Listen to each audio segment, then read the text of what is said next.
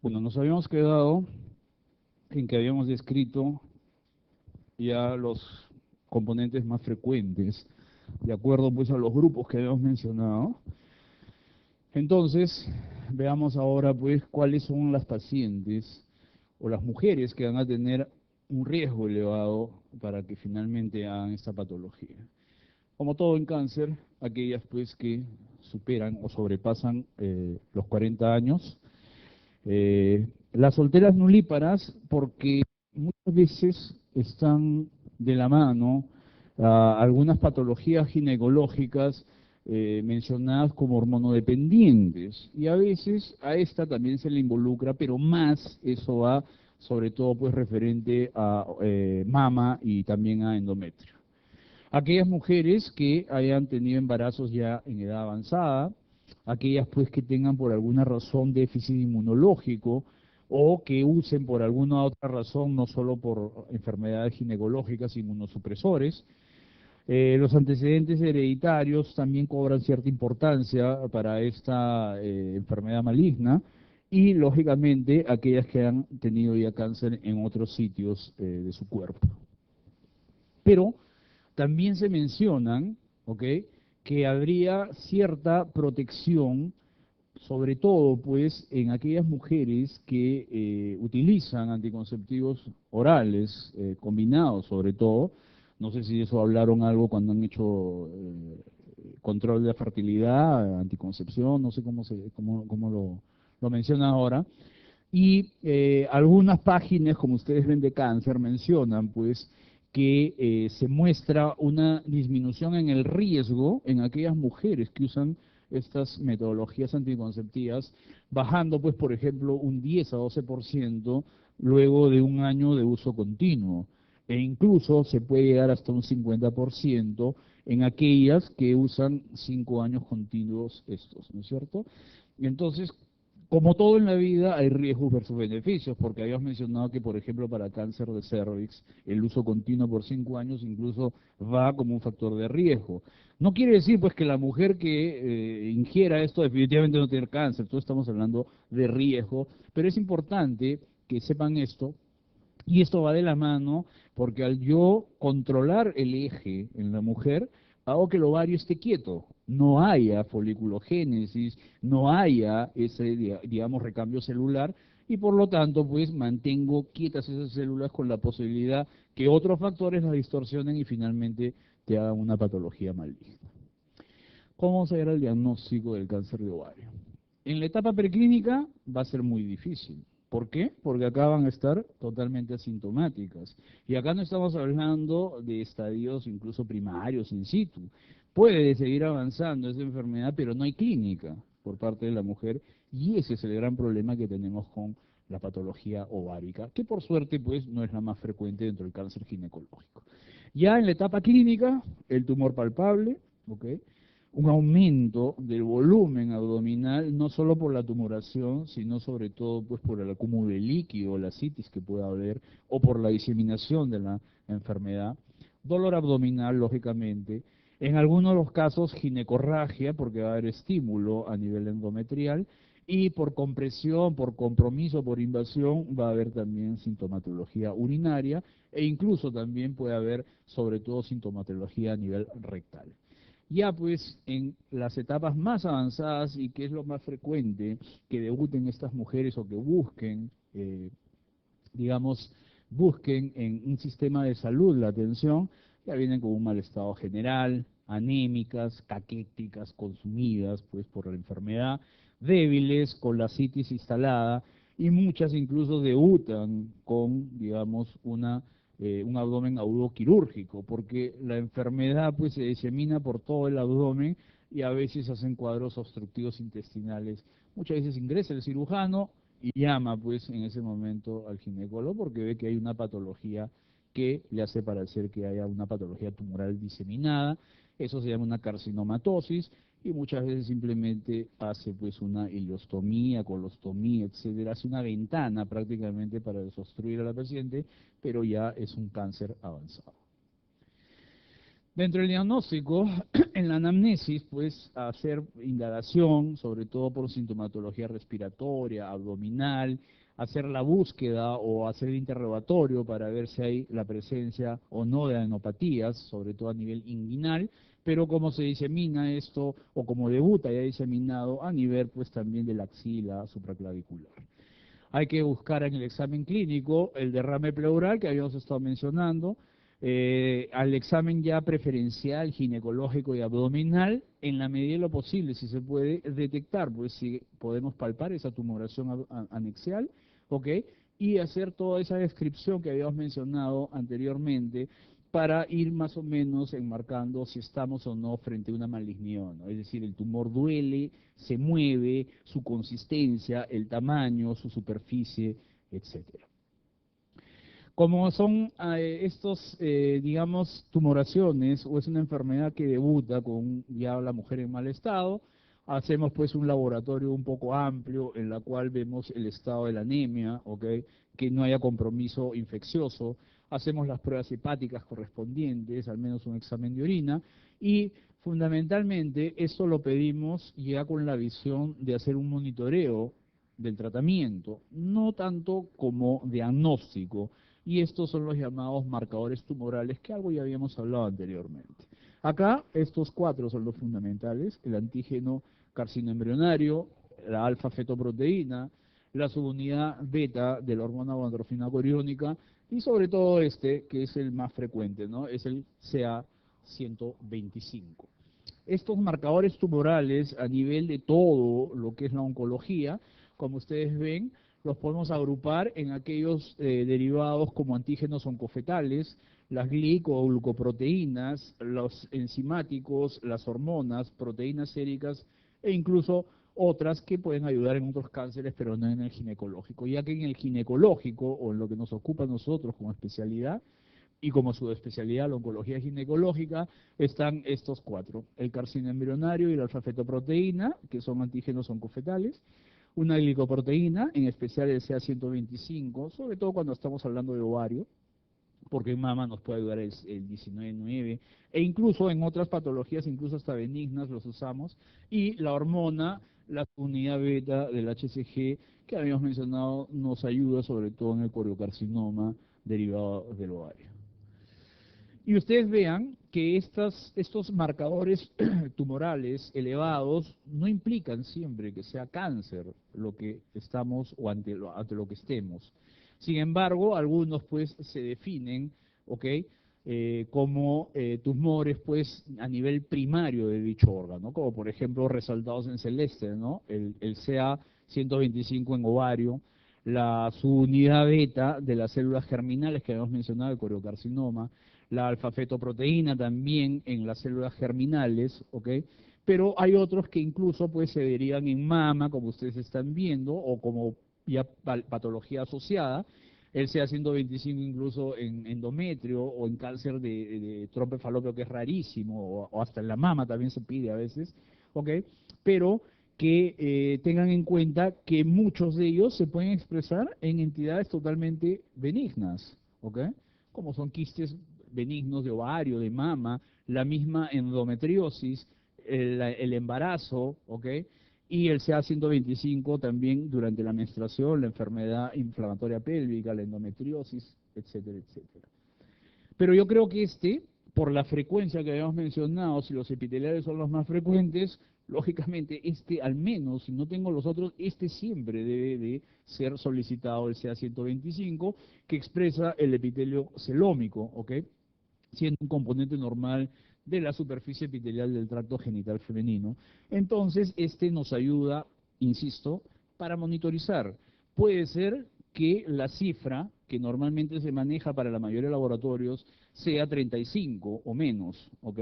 Para la normalidad, y cuando supera las 35 unidades, entonces estamos hablando que el marcador es elevado. Eso me va a ayudar. Sin embargo, si me sale negativo, no descarta el diagnóstico de cáncer, ¿ok?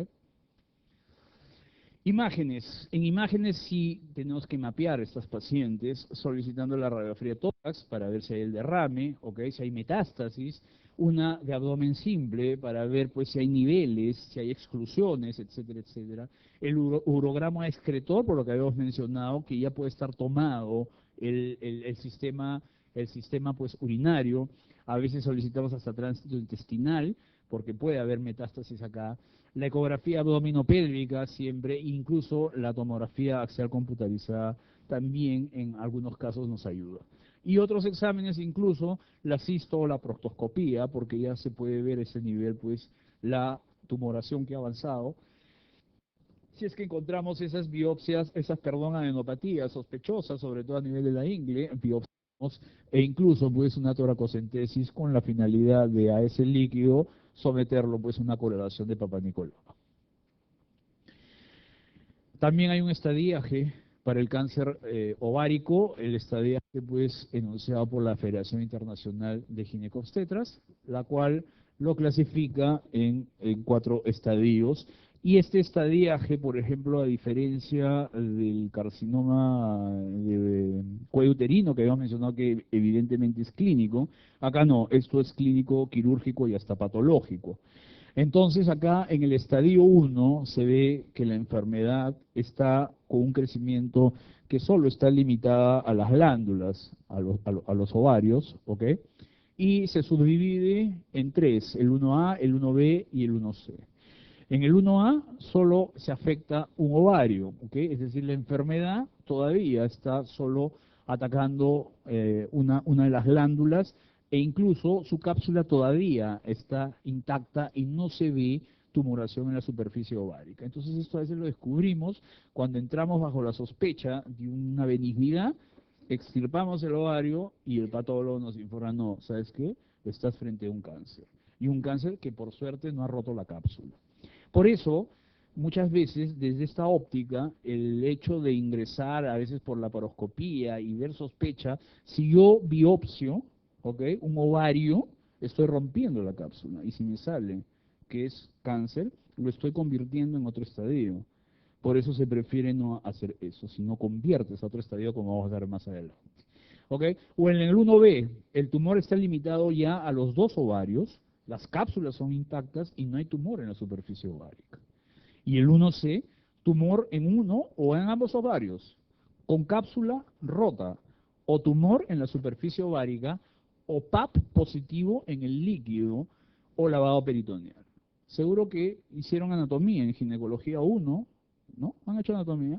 Entonces ustedes recuerden que el ovario está suspendido en la parte medial de la pelvis, colgado, ¿ok?, por el mesovario y por el mesosalping, y está hacia atrás, porque la trompa y el ovario siempre van hacia atrás. Entonces, si hay enfermedad o hay células tumorales, pueden desprenderse y caen por gravedad y van directamente al fondo de saco, que es un receptáculo y que para nosotros los ginecólogos nos ayuda mucho, el cul-de-sac o el fondo de saco de Douglas, pero acá pues se ve que muchas veces ese pequeño líquido peritoneal que hay o el lavado que hacemos, como vamos a explicar más adelante, a veces me da positivo y ya me cambia el estadio incluso al 1C. Para pasar a un segundo estadio, en el cual esto comprende ya la afección de uno o de los 2 ovarios, pero en el cual ya comienza a haber una extensión todavía limitada a la pelvis. Y también se subdivide en el 2A, en el 2B o en el 2C.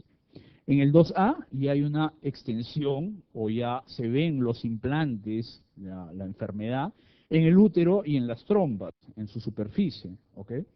Porque en el 2B ya hay extensión a otros órganos pélvicos, la vejiga, el recto, que están sobre todo pues por contigüidad. O el 2C implica pues que ya haya un PAP positivo en la citis o el lavado peritoneal.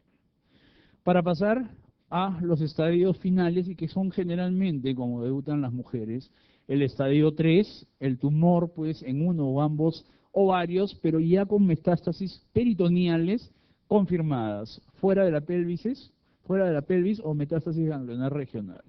Entonces acá por eso les explico que el estadiaje no es clínico nada más. Si no tiene que ser clínico, quirúrgico porque lo voy a ver o hasta patológico, porque en el estadio 3A hay una metástasis microscópica fuera de la pelvis. Entonces eso ingresando por la parotomía no lo voy a ver, sino con las biopsias que voy a tomar y que de repente el patólogo me informa, ¿sabes qué? El parietocólico está tomado, o el epiplon está tomado, o el apéndice está tomado. Y eso no lo pude ver. Porque cuando lo veo, estoy en estadio 2, cuando la enfermedad se hace macroscópica, pero tiene máximo 2 centímetros de tamaño, ¿ok? Porque cuando supera los 2 centímetros en su diámetro mayor, ya estaría en un estadio 3C. Y para finalmente llegar pues a la metástasis a distancia, en la cual ya se involucra pulmón, cerebro, hueso, etcétera, etcétera. ¿Cómo vamos a manejar la enfermedad? Acá también va a depender, en primer término, de la edad frente a la que estoy. Por ejemplo, cuando yo tengo tumoraciones quísticas, habíamos dicho que lo más frecuente es que esto sea benigno, pero en este momento remarco que acá debería ser una mujer en edad reproductiva, porque si yo encuentro un quiste en una niñita, es decir, una premenárquica, o en una ya mujer que dejó de tener funcionalidad del ovario, una posmenopáusica, esas deben ir a la parotomía de inmediato, porque la posibilidad de malignidad es alta. ¿Ok? Si la mujer está en edad fértil, en edad reproductiva, estamos entre los 20 y 50 años, el sesgo es 5 centímetros de diámetro, porque antes podría estar frente a los que hemos estado mencionando, los funcionales. Entonces debo darle la oportunidad de chequearla o controlarla ecográficamente al menos en 2 ciclos. Esperemos que tenga ciclo, porque hay algunas que no lo tienen. Entonces, a la siguiente menstruación, para ver si se disuelve esa tumoración fisiológicamente y desaparece. Pero si veo que no, ¿ok? O que es mayor de 5, o es más, que aumenta esa mujer, primariamente podría ir una laparoscopía, porque la posibilidad no es tan elevada de que esa tumoración quística sea maligna. Entonces, primariamente, y hacemos todo el manejo que habíamos mencionado anteriormente, que si no veo nada de malignidad, sigo con la quistectomía y termina todo, esperando, lógicamente, el resultado anatomopatológico. Pero ojo, si hay una tumoración sólida que lo encuentro, a pesar de ese 20% de benignidad con el Bremer, el fibroma y el tecoma, todas estas primariamente deberían ir a una laparotomía y extirpar esa tumoración para el estudio anatomopatológico y quizás esté en estadios tempranos en la cual yo le voy a ofrecer una mejor sobrevida a esa mujer. Entonces, cuando yo sospecho de que estoy frente a un cáncer ovárico, esta mujer debe ser preparada prequirúrgicamente y debo de coordinar con el anatomopatólogo para decirle a tal hora y a tal fecha voy a hacer la laparotomía y necesito que me hagas una biopsia por congelación. ¿Ok? Entonces, se hace pues una laparotomía en la cual lo primero, al aperturar la pared abdominal, voy a ver si hay líquido o no. Lógicamente, si yo he estudiado el caso, la ecografía ya me va a indicar, sabes que tienes líquido moderado, bastante, poco, qué sé yo, o el fondo de saco está totalmente vacío. Entonces, lo primero que hago es busco el fondo de saco posterior y veo si hay líquido. Si hay líquido, aspiro 5 o 10 centímetros, frasquito rotulado, eso va para citología, para hacer una coloración de Papa Nicolau. ¿Ok? Si no hay líquido, hago un lavado con unos 20 centímetros, se echa en el fondo de saco, una chocolateada, para que las células se desprendan, aspiro y lo envío. Después de eso, ¿qué se hace? Se hace la tumorectomía, que ustedes entenderán, como tomo el ovario y recuerdan las imágenes que les dije que a veces elonga la trompa, todo el anexo está distorsionado. Generalmente hacemos una anexectomía. Y ya el personal de anatomía patológico está esperando para que se le entregue la pieza y lo lleva rápidamente al departamento o al servicio de anatomía patológica. Ahí el patólogo lo que va a hacer es va a congelar con el criostato, un aparato especial, rápidamente congela la pieza. ¿Para qué? Para poder cortarla y hacer una coloración rápida. Y que me diga, o que le diga al cirujano simplemente, positivo o negativo a células cancerosas. porque de allí va a depender qué es lo que voy a hacer. ¿Ok? Lógicamente que después a esa misma pieza anatómica la va a tratar y va a hacer la coloración con parafina, que demora más días, pero es mucho mejor, más certera, etcétera. Se puede equivocar también el patólogo, ¿no? Como todos, tiene su derecho, pero lo que yo estoy esperando es que me diga, ¿es positivo o es negativo? ¿Por qué? Porque si es negativo, me dicen negativo para cáncer. Ah, y esto es máximo en 30 minutos. En 30 minutos yo debo tener la respuesta. Si me dicen que es negativo y la paciente es joven relativamente, entonces puede quedar ahí y comienzo a cerrar simplemente la pared. Si la paciente es posmenopáusica, lógicamente tú para llevar a operar a alguien a cualquier edad siempre tienes que explicar lo que vas a hacer y el futuro y te va a preguntar, ¿no es cierto? Entonces, si la tengo aperturada, eso se queda antes de la operación, la mayoría de ellas mencionan o van por una histerectomía abdominal total y la extirpación del otro anexo. ¿Por qué? Porque no tengo métodos de detección. No se corren el riesgo de que el otro ovario también comience a tener una tumoración posterior. Eso es lo más común, pero eventualmente en esta posmedular también de repente puede quedar en esa anexectomía. ¿Ok? ¿Qué pasa cuando me dice el patólogo, sabes que es positivo para cáncer? Lógicamente, yo ya hice en esa media hora exploración abdominal minuciosa, buscando si hay enfermedad o no, esos nódulos de enfermedad más o menos de 2 centímetros, qué sé yo, y ahí sí necesariamente procedo a hacer una histerectomía abdominal total y culmino pues haciendo ya la salpingoforectomía bilateral. Ahora, como yo les he explicado, las células caen y nosotros normalmente tenemos una circulación peritoneal porque tenemos en promedio 30, 40, no me acuerdo. ¿Por qué? Porque nuestro intestino, nuestras vísceras tienen que tener un movimiento, entonces tienen que lubricarse. Entonces hay una circulación normal a nivel abdominal.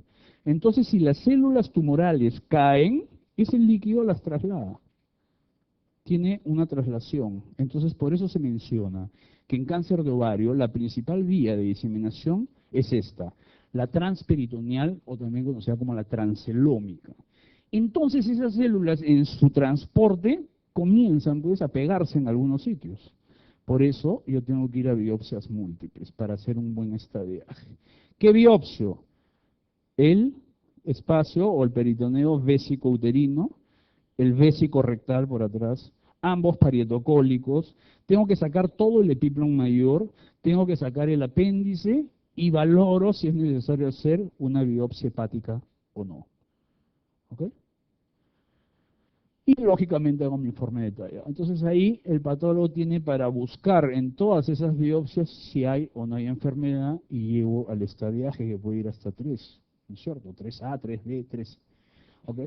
Generalmente 3A, ¿no? Porque si estaría con tumoraciones de 2 centímetros, por ejemplo, acá en el parietocolia, digo, pues estoy en un 3B, o si es más grande, soy un 3C. Es más, si el oncólogo encuentra que hay enfermedad de más de 2 centímetros, tiene la obligación de hacer citorreducción. ¿Qué se llama eso? Que esos implantes los haga más chiquitos a por lo menos 2 centímetros. ¿Por qué? Porque después de esto va a venir la quimioterapia. ¿Ok? Entonces, la quimioterapia, la mayoría de estas pacientes en su debut lo necesitan, ya sea como un tratamiento neo o coadyuvante. Entonces acá ya los protocolos ya los maneja el oncólogo médico, dando o usando todos estos antineoplásicos y va de acuerdo pues ya a la histología de la tumoración, al estadio, la edad, etcétera. La radioterapia también tiene, digamos, alguna participación, pero en realidad no es tan fundamental como la quimioterapia, al menos para este cáncer. Y lógicamente tiene efectos secundarios. Y la hormonoterapia también, en algunos casos, sobre todo con el tamoxifeno, con los agonistas de GnRH, ha mostrado ser útiles, ¿ok? Sobre todo cuando se demuestra que esas tumoraciones, si se hacen, pues, digamos, valoración para receptores de estrógenos, de progesterona, podría ayudarse. Pero lo fundamental acá es la quimioterapia luego de la operación. Es más, Posteriormente, pasado pues según los protocolos de manejo, se puede entrar a hacer una segunda laparotomía de segunda visualización o más comúnmente conocido como el second look, en el cual uno ingresa para ver si los implantes han desaparecido o han recrudecido. El ovario en realidad puede ser operado N veces hasta que la mujer pueda resistirlo, pero ustedes ya entenderán, ¿no? Primero sometió a una cirugía, quimioterapia, cómo es el estado de estos pacientes. Los factores pronósticos para esta enfermedad van de acuerdo a el tipo histológico, al grado de diferenciación de este, a en qué etapa quirúrgica ingreso, es diferente, puedes ingresar en estadio 4 o en estadio 1 o 2, ¿no? El residuo postcirugía, lo que habíamos estado mencionando de los implantes, y cómo va la respuesta a la quimioterapia, tanto clínica como también de la enfermedad, para eso se hace la laparotomía de segunda mirada. Y la sobrevida, esto generalmente como lo más común hemos mencionado, es los epiteliales. Básicamente las estadísticas muestran pues esto como es, sobre todo como se habla en cáncer, ¿no? A los 5 años de sobrevida. Entonces ustedes vean por estadios como la sobrevida, pues en un estadio 1A1 que habíamos mencionado desde 83 ya baja por 4. Y generalmente los detectamos acá, ¿no? O sea, 22 y a 20% en general es lo que sobreviven estas mujeres a 5 años, ¿no? Lógicamente en ese transcurso algunas mueren antes, algunas mueren después. ¿Ok? Preguntas sobre ovario. Bueno, ustedes tienen hasta la 1:30, ¿no? El horario es hasta la 1:30, ¿cierto?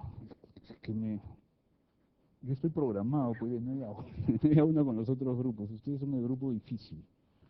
Ya. Vamos a hablar ahora de mama. Vamos a hablar también de la patología benigna y de la patología maligna de esta glándula. Simplemente seguro que también la han visto en anatomía, para recordar un poquito.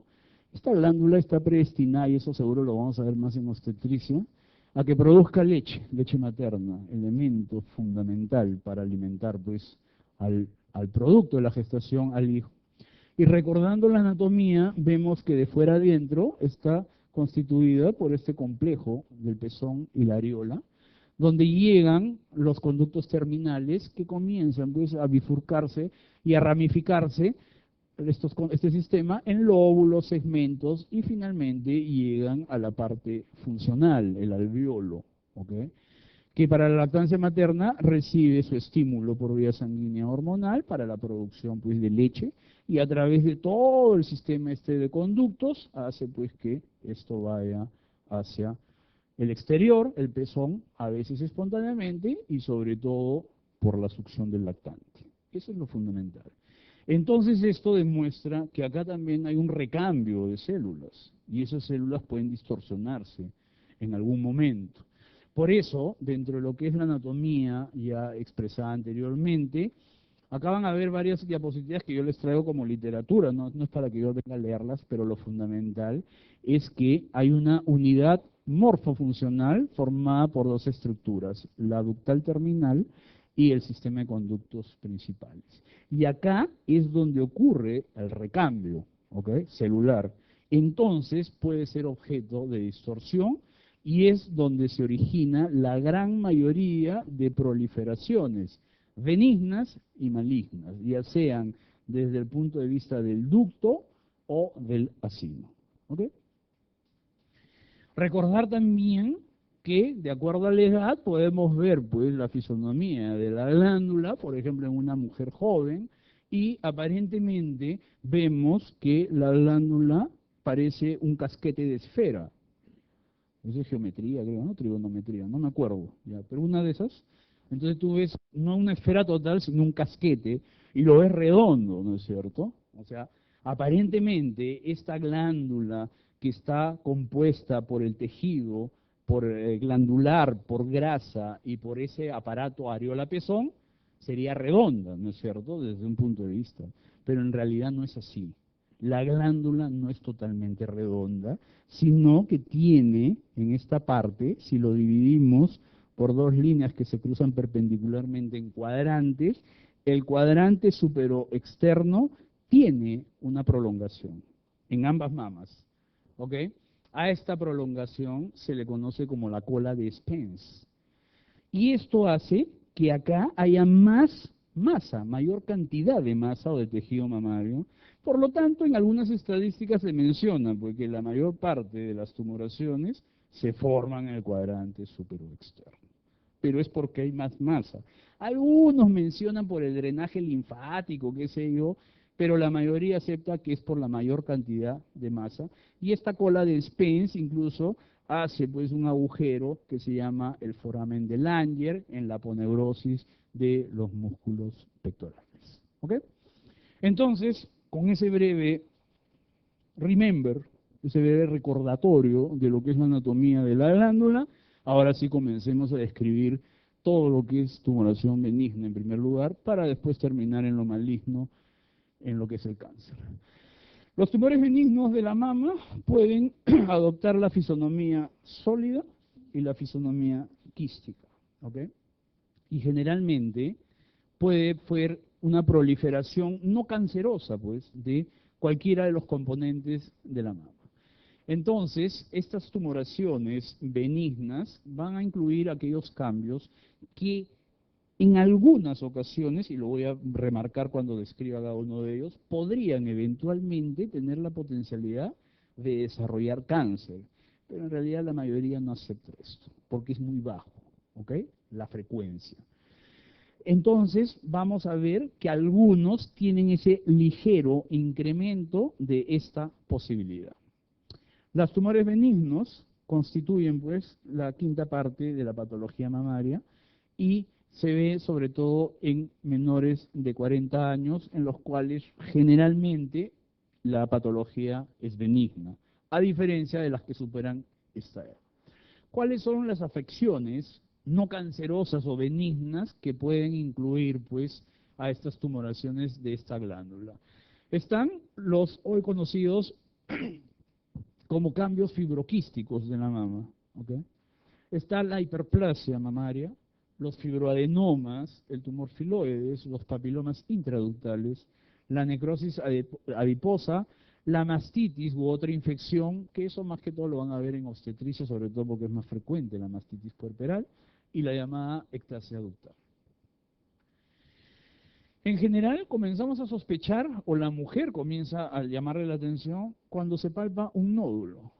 Y generalmente lo evaluamos, hacemos diagnóstico por imágenes, nos salimos con eso, y vemos pues que si este nódulo persiste 2 o 3 semanas, y es más, no desaparece cuando se inicia el ciclo sexual, es decir, tras la menstruación en la mujer, entonces generalmente ya comenzamos a sospechar que hay una neoformación. Generalmente son nodulaciones bien delimitadas, son de consistencia intermedia cuando son sólidas, son muy móviles y el tamaño en promedio generalmente es 2-3 centímetros, generalmente no son más grandes, ese es el promedio, ¿ok?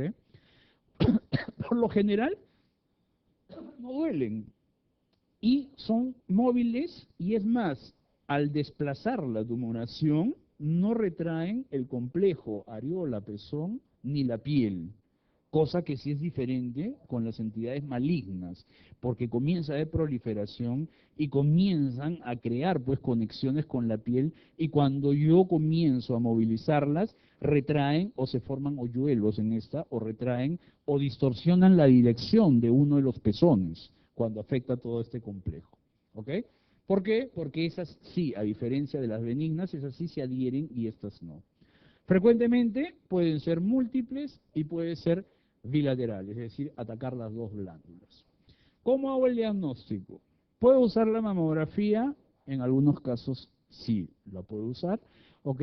Y generalmente el radiólogo me va a informar que estoy frente a un BRAF 2, ¿ok? Que tiene una alta probabilidad de corresponder a una lesión benigna por todos los parámetros que se encuentran en este examen radiológico y que lógicamente hay que extirparla o hacer algún seguimiento en los 6 meses. ¿Por qué les digo que esto nos puede ayudar en algunas ocasiones? Porque hemos dicho que la mayor cantidad se presenta en mujeres jóvenes. Y en la mujer joven, la glándula, si está compuesta por tejido glandular y grasa, tiene más componente glandular que adiposo. Por lo tanto, a los rayos X no va a tener un contraste adecuado y se van a ver como imágenes veladas blancas, lo que comienza a cambiar cuando la mujer ya supera los 40 años y el componente graso comienza a ser mayor que el componente glandular. Y la grasa es radiosensible, entonces te da digamos, un método de contraste y ahí sí se emplea. Por eso, en las mujeres jóvenes, generalmente usamos ecografías.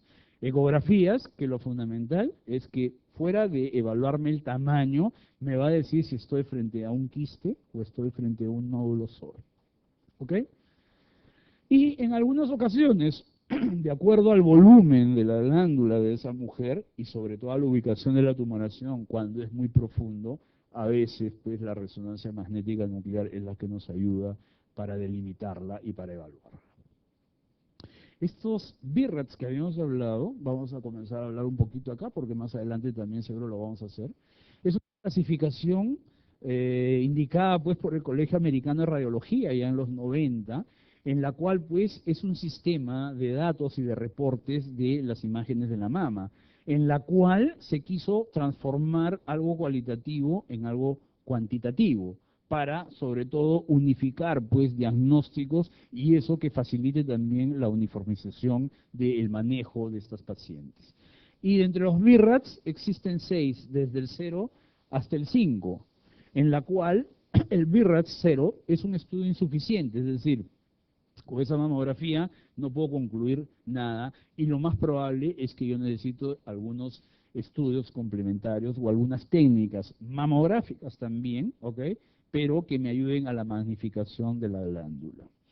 El BIRATS 1 es aquel en el cual todo está bien, es negativo, es una mama normal y simplemente esa mujer debería entrar a un programa de detección, digamos, normatizado o lo que más se usa, ¿ok?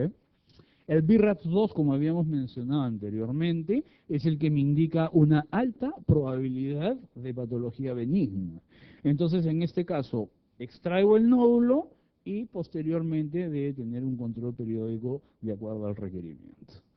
El BIRATS 3, probablemente esa tumoración evaluada es benigna y esta requeriría ya un control más estrecho con mamografías realizadas cada 6 meses al menos. ¿Por qué?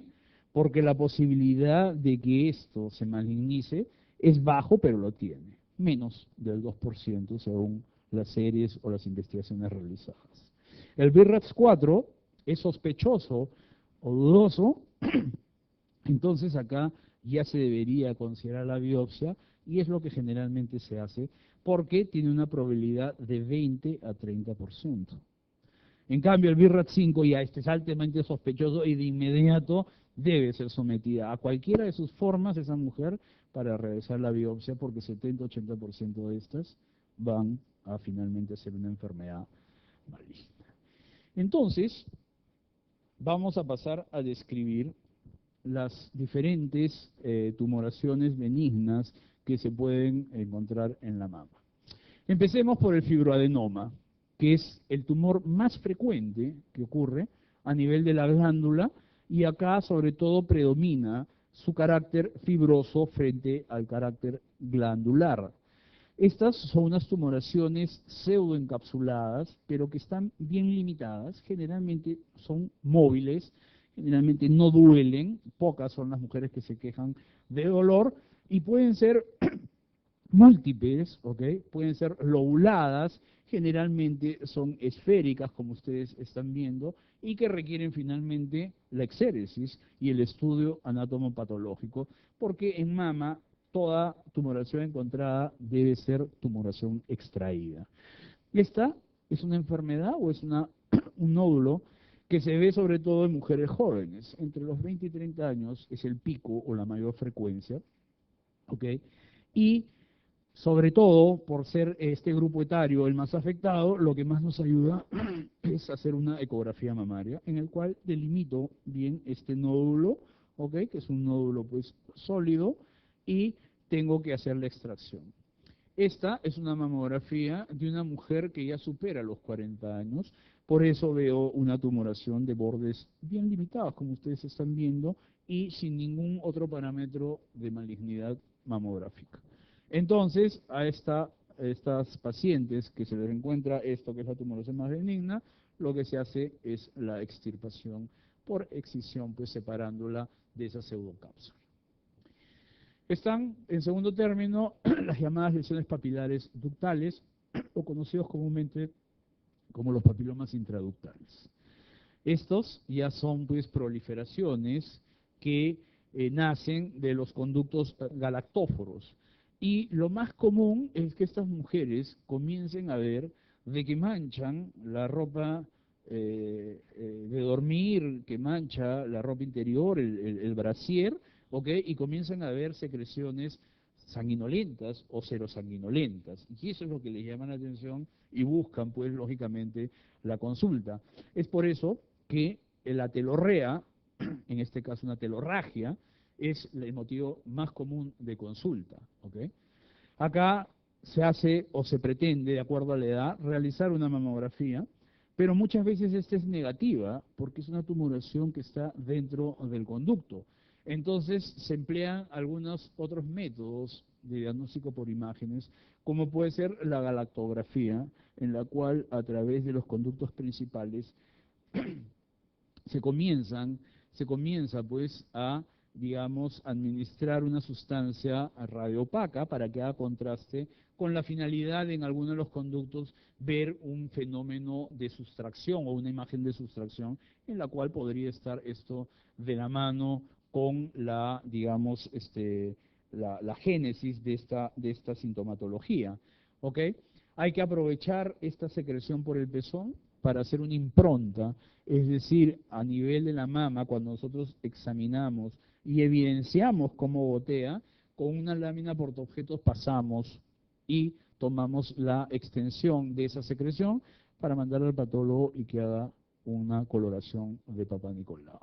Hoy en día se puede hacer astendoscopía a través de los conductos galactóforos, en las cuales se ingresa, ustedes ven la bifurcación y conductos totalmente normales. Entonces, cuando se sospecha y se tiene esto, podemos ver pues esta, digamos, proliferación exofítica en los conductos, y si el sistema de video tiene, digamos, los elementos adecuados, se debería hacer la extirpación para el estudio anatomopatológico, ¿no? A veces pueden haber múltiples, 1, 2, 3, ¿ok? Y algunos mencionan que estos podrían tener cierto potencial de malignidad, pero en realidad es muy bajo, casi despreciable. La comprobación definitiva tiene que ser histológica, es decir, haciendo la exéresis de estas tumoraciones. Los quistes mamarios aparecen en mujeres generalmente entre los 35 a 50 años, y como se carga de un líquido, ¿ok? Estos pueden llegar a causar dolor por la tensión que podría generar estas formaciones. Acá nos ayuda así mucho la ecografía, porque en la mamografía a veces no puedes, digamos, delimitar o no puedes distinguir entre un tumor sólido y un tumor quístico, ¿ok? Aquellos que sean asintomáticos llevan o van a una, digamos, un seguimiento en la cual vamos viendo cómo es la valoración en cuanto al dolor y en cuanto al tamaño, en cuanto a su volumen. Pero acá lo fundamental sería ver si dentro del quiste presenta alguna excrescencia, eso sí llama la atención, o si después de puncionarlos, aspirarlos y también aprovechar eso para mandar a una citología, se comprueba pues que hay una tumoración intraquística. Eso sí requiere que se extirpe de inmediato para que haya un estudio y quede demostrado que simplemente es una lesión benigna y no haya detrás algo de malignidad. La ectasia ductal viene a ser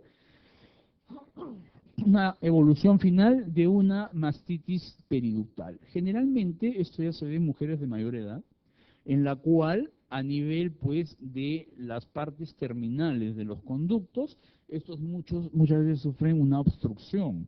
Entonces hay una secreción normal y puede haber este tipo de secreción. A veces muy parecida a la leche Nestlé, a la leche condensada, ¿ok?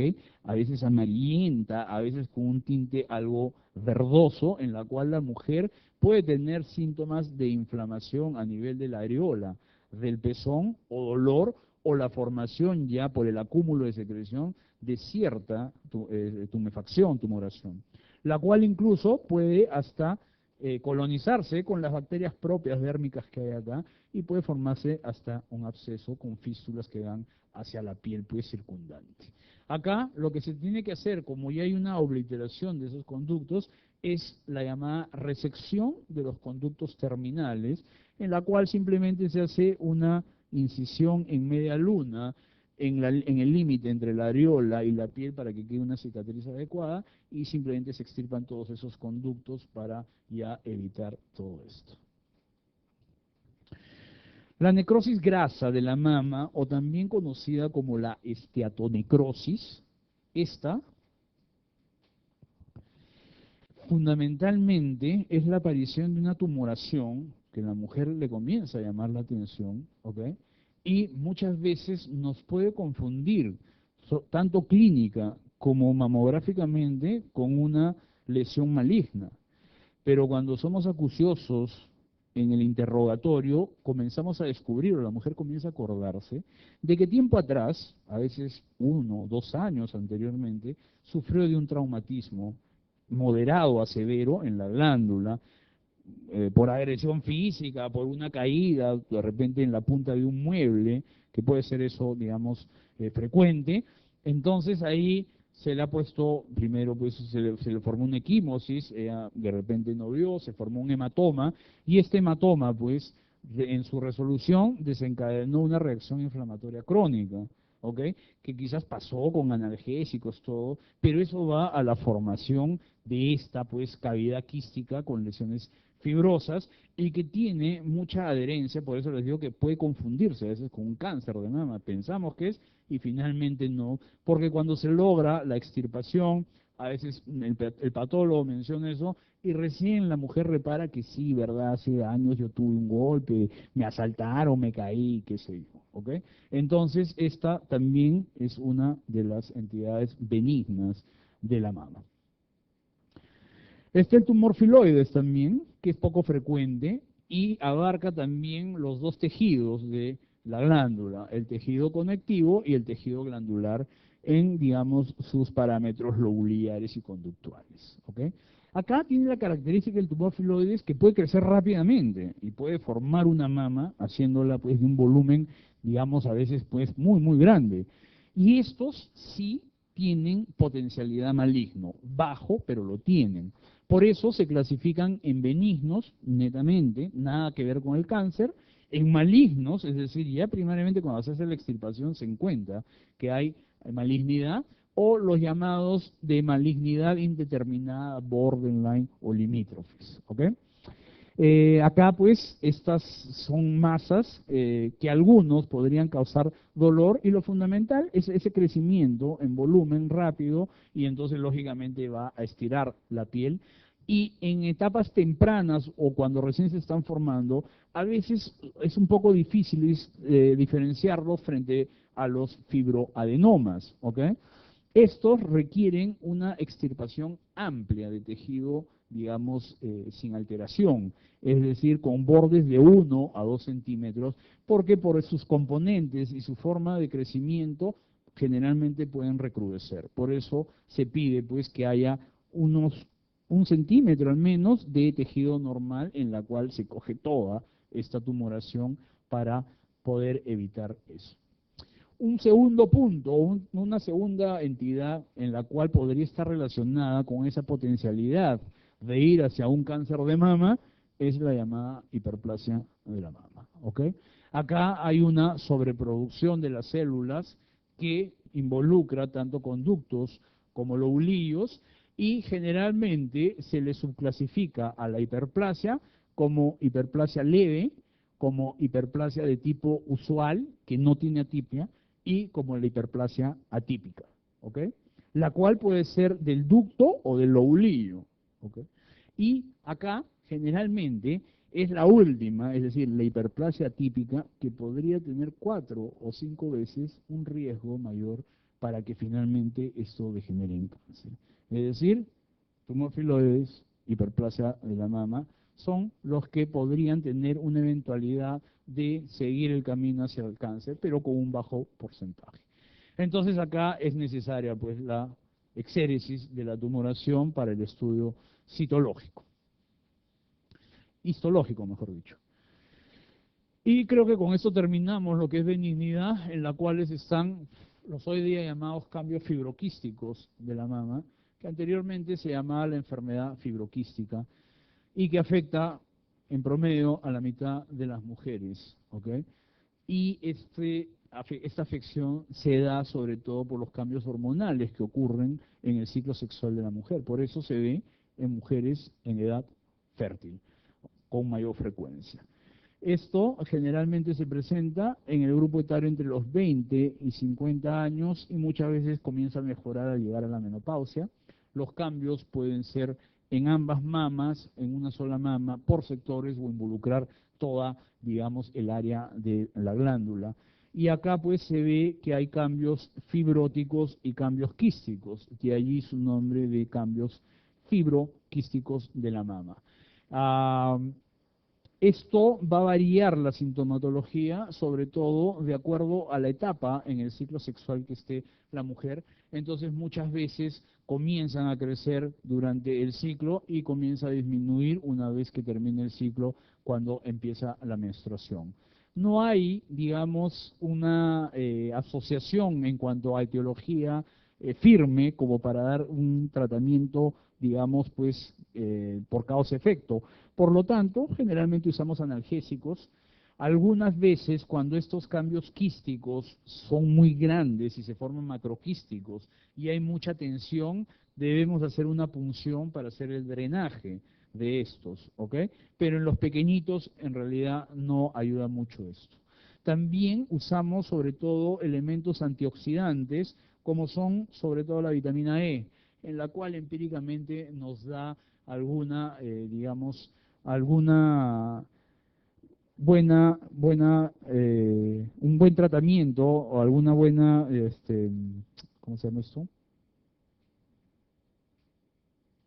Algún buen tratamiento para controlar estos síntomas, ¿ok? Pero como van de la mano con los cambios que ocurren a nivel del ciclo sexual, también a veces usamos los anticonceptivos orales, sobre todo combinados, para, digamos, mantener una constante hormonal y no como son las variables que ocurren durante el ciclo sexual. Es más, algunos mencionan el dar antihormonales como el tamoxifeno o incluso los componentes androgénicos para contrarrestar pues los efectos del estrógeno y la progesterona, que va a ocurrir sobre todo pues a nivel de la mama, pero en realidad son elementos que a veces lo dejamos como última opción siempre y cuando no han habido las respuestas esperadas con los anteriores.